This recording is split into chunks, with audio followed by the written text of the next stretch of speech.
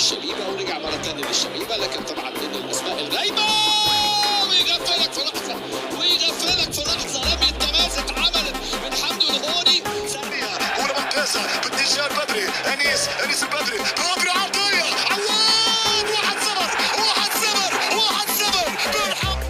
اعطيني الاعاده. هذه الاعاده هنا المتابعه بن حموده بالشبكه. جول بن حموده دخل بخطيره هديه بن حموده جول جانب فوق جرين، الكرة في الهجوم عن طريق رشاد العرفاوي في الهجوم، لمسة واسيست، الشوط للترجي، يصوب الكرة والجول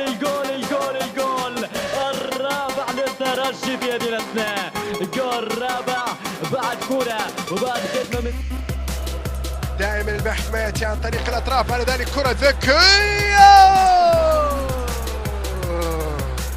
هنالك راية، بعد ذلك استمرارية وتسديدة وكرة مرت جول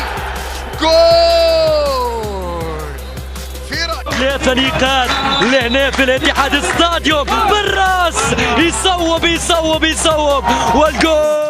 يتقدم الأولى أمام عمر بوراوي على التمريرة لمحمد علي بن رمزان، الكرة عرضية خطيرة في منطقة الجزاء الرأسية. جول كرة من بن حمودة يرتقي أعلى من الجميع. ثنائيه كره خطيره للترجي، العوده الدفاعيه تسديد وجول. الهدف الثاني للترجي، الترجي يقلص النتيجه.